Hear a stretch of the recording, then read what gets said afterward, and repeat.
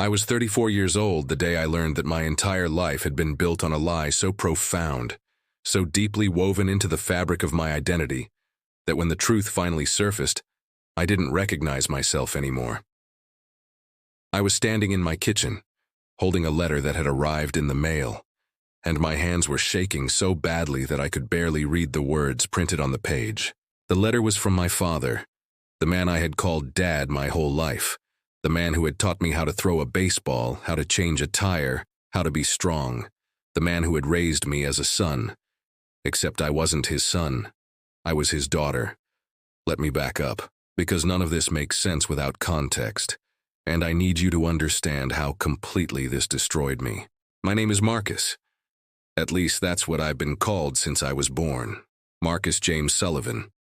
My father, and I still don't know what to call him anymore, so I'll just say Dad. He chose that name for me the day I was born. He told me that story 1,000 times when I was growing up. He said he had always wanted a son named Marcus, after his grandfather. He said that when he held me for the first time in the hospital, he looked at me, and he knew immediately that Marcus was the only name that could possibly fit. I grew up as Marcus. I was raised as a boy. I wore boys' clothes, played with boys' toys, joined the Boy Scouts, played baseball and football, all of it. I was my father's son in every way that mattered.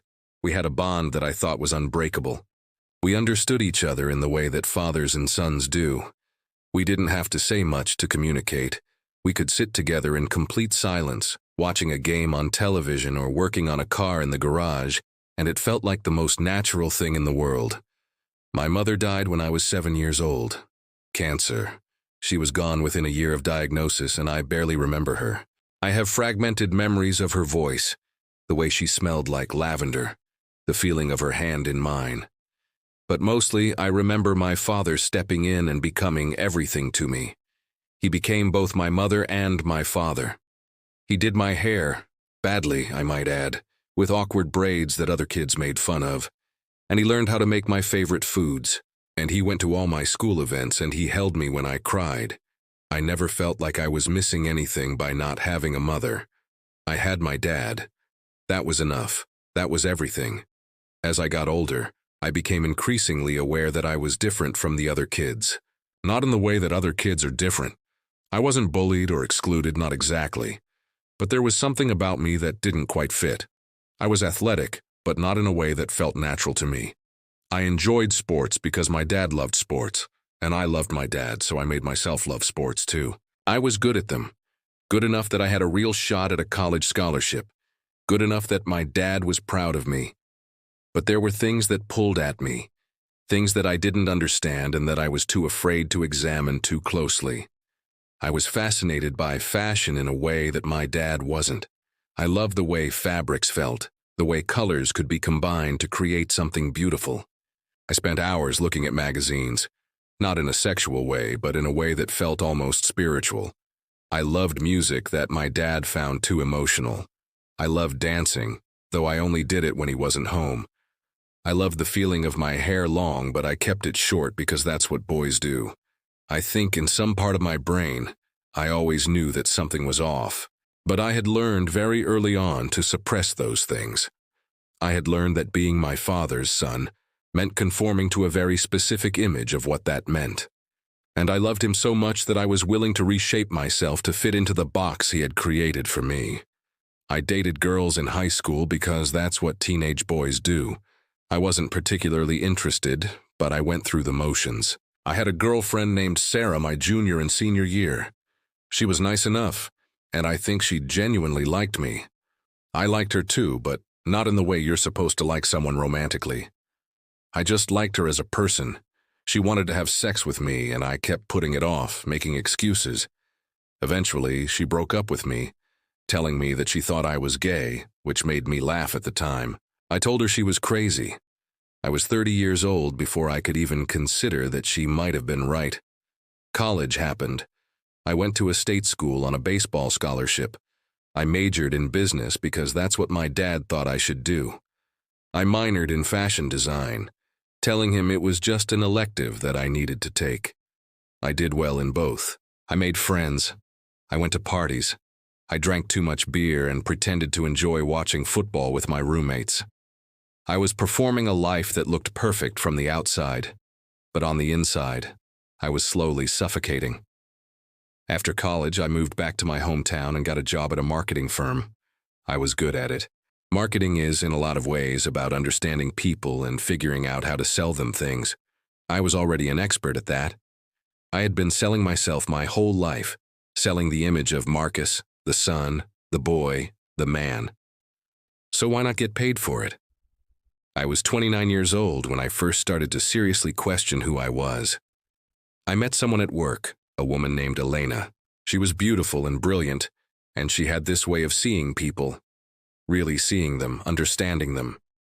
We became close friends very quickly, and then one day, completely out of nowhere, I realized that I had fallen in love with her. Not the performing kind of love that I had done before, but real love, the kind that made my chest hurt. I didn't act on it. I couldn't. What would I even say? I was a man. She was a woman. We would never work because I was fundamentally broken in some way that I couldn't even articulate. So I just suffered silently and watched her date other people, and I told myself that this was my life. This was the price I paid for being the son my father needed me to be. My dad retired about a year before the letter arrived. He was 68 years old, and he had given everything to his career as an engineer.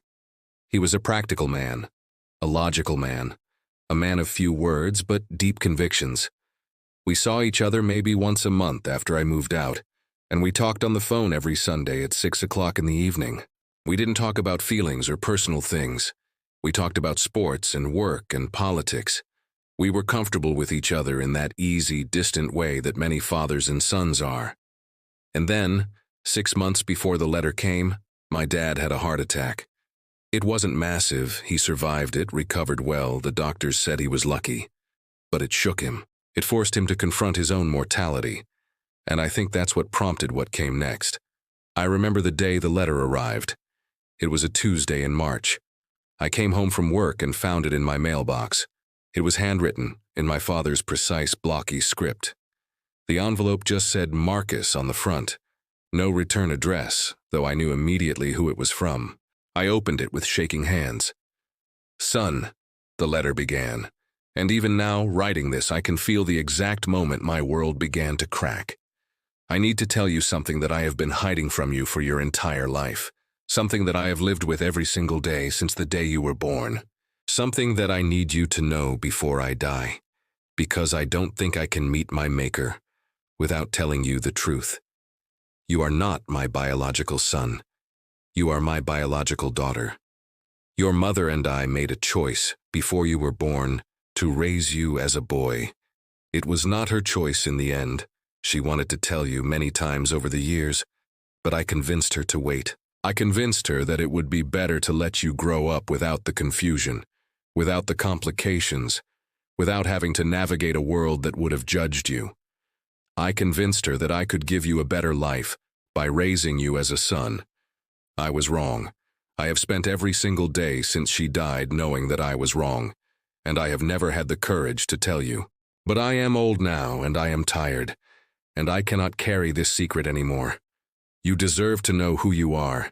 You deserve to know the truth about yourself. Your mother knew. She always knew. And I think she loved you even more fiercely because of it, because she saw you struggling and she wanted so desperately to help you. But I would not let her. I am sorry. I am so incredibly sorry. Dad, I must have read that letter 100 times. I read it until the words stopped making sense, until the letters blurred together and I couldn't see anything but white space and my own reflection in the paper. And then I called him. My hands were still shaking, and my voice was barely steady, but I called him. He answered on the second ring. "Hello, son," he said, which was our standard greeting, and the words hit me like a punch to the gut. "You sent me a letter," I said. There was a long silence. "I did," he said finally. "Is it true?" I asked. Another silence. "Yes," he said. "It's all true." And that's when I broke down completely. I sat on my kitchen floor, still holding the phone to my ear, and I cried harder than I had cried since my mother died. And my father, because despite everything, he was still my father. He cried too. I could hear him on the other end of the line, breathing, crying, trying to say something and then stopping himself. "I don't know who I am," I whispered. "I know," he said, "and I'm sorry. I'm so sorry I took that away from you." I didn't speak to my father for 2 weeks after I received that letter. 2 weeks of complete silence. I called in sick to work. I didn't answer calls from friends. I just sat in my apartment, reading that letter over and over again, trying to make sense of a life that suddenly felt like it belonged to someone else. The thing about having your entire identity dismantled is that you don't know where to begin putting it back together. I looked in the mirror and saw a stranger. I looked at my body and didn't recognize it. I thought about every choice I had ever made and wondered how many of them had actually been me, and how many had been the version of me that my father had needed me to be. I thought about Elena.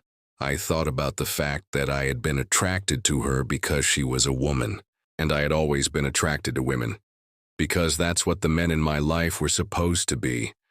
But what if I wasn't? What if all of that had been part of the performance? The truth is, I still don't have an answer to that question. I'm 35 years old now, and I'm still figuring out who I am. But the difference is that now I'm doing it intentionally, consciously, without the weight of my father's expectations crushing me. 2 weeks after the letter, I went to see my father. He looked smaller than I remembered him. He had always been this large, commanding presence in my life, but seeing him now, I realized that he was just a man. A man who had made a choice, out of love or fear or some combination of both, that had shaped my entire existence. We sat in his living room, and for a long time, we didn't say anything. And then I asked him the question that had been burning in my mind for 14 days. "Why?" I asked. "Why did you make that choice?" He took a long breath. "Because I was afraid," he said. "I was afraid that if I raised you as a girl, you would suffer. The world is cruel to girls, especially girls who are different. I thought I was protecting you by making you a boy. I thought I was giving you the gift of an easier life. But at what cost?" I asked. "You gave me a life where I was never myself. You gave me a life where I was always performing, always pretending, always dying a little bit every day." "I know," he said. And then he started to cry. "I know that now. I should have known it then, but I was too afraid to really look. Your mother tried to tell me. She said that you were suffering, that there was something in your eyes that looked like pain. But I didn't want to see it. I didn't want to admit that my plan, my beautiful plan to protect you, was actually destroying you. I wanted to be angry with him. I wanted to rage at him for stealing my childhood, for taking away my agency, for forcing me into a box that was never meant to contain me. And I was angry, but underneath the anger was something else. It was sadness. It was grief. It was the complicated love that you feel for someone who has hurt you irreparably, but who you know did it out of a place of deep, misguided care. "I need to figure out who I am," I said. "And I can't do that with you in my life the way you've always been. I love you, but I can't be your son anymore." "I know," he said, "and I don't expect you to be. I just hope that someday you might be able to forgive me." I left his house that day without an answer to that question. I still don't have a complete answer now, but I'm working on it. What followed were months of reckoning. I went to therapy. A lot of therapy.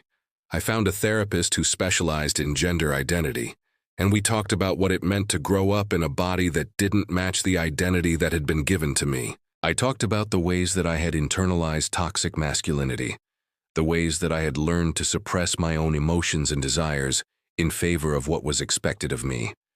I talked about my sexuality, which turned out to be complicated in ways that I was still figuring out. I also started to explore who I actually was, underneath all the layers of conditioning.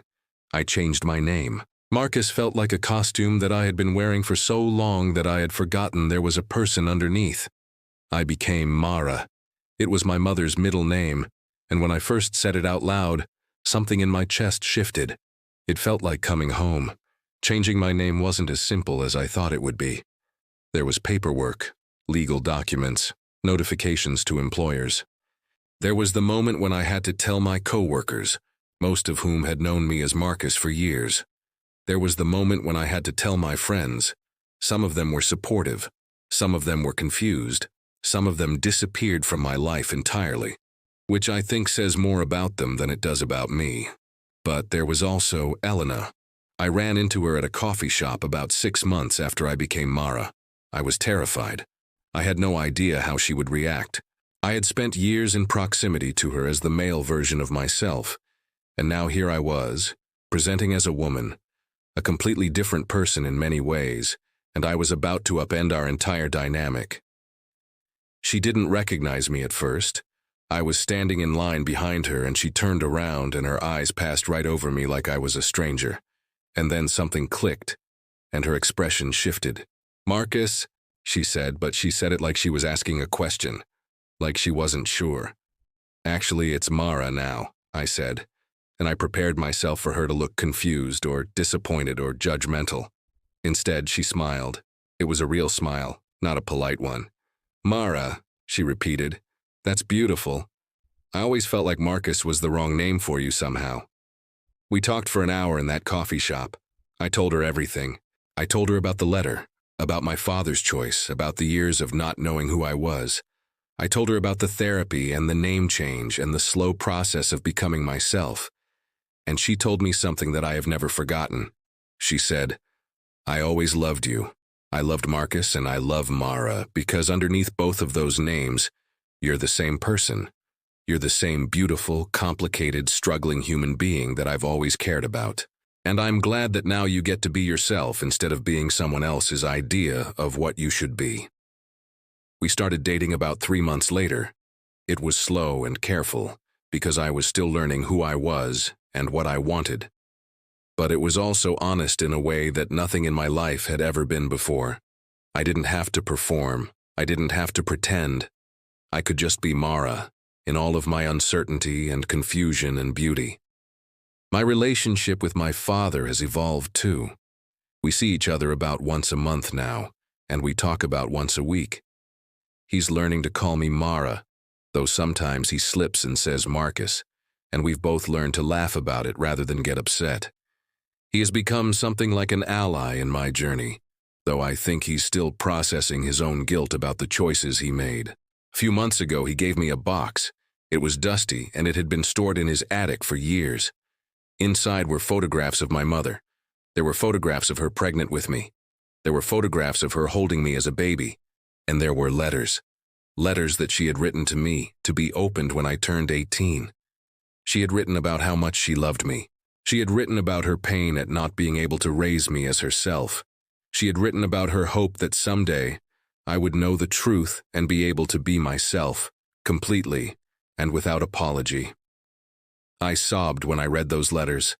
My mother had died when I was 7 years old, and I had barely any memories of her. But through those letters, she became real to me in a way that she never had been before.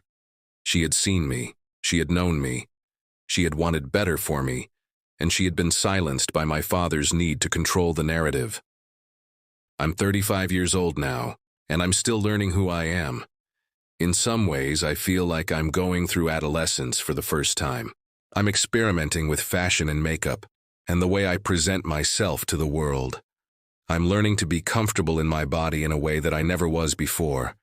I'm learning to trust my own instincts and desires instead of always filtering them through what I think others expect of me. My relationship with Elena has deepened. We talk about moving in together. We talk about a future that looks like a real life, not a performance. I have told her everything about my past, and she has told me everything about her past, and we have built something together that feels like it might actually last. My father called me last week. He said he had something he wanted to tell me. I braced myself because our phone calls still sometimes contain revelations that turn my world upside down. But he just said, "I'm proud of you. I'm proud of who you're becoming. I know I don't have the right to say that after everything, but I need you to know it." And for the first time since the letter arrived, I didn't feel anger when he said those words. I felt gratitude. Not for the choices he made, but for the fact that he was trying, that he was acknowledging the harm he had caused and trying to move forward anyway. Sometimes I think about what my life would have been if he had made a different choice. What if he had let me be myself from the beginning? What if my mother had been the one to make the decision, and she had chosen differently? I'll never know the answer to those questions, but I think I've made peace with that. What I do know is that I am Mara. I am a woman who spent 34 years not knowing that she was a woman. I am a woman who had to completely reconstruct her identity from the ground up. I am a woman who is learning to love herself in a way that I never thought I would be capable of. My father made a choice out of fear, and that choice shaped my entire life. But now, I get to make my own choices. I get to write my own story. And I'm writing it as myself, finally, for the first time. The man who raised me called me son, but I was always his daughter. And now, finally, the world knows it too.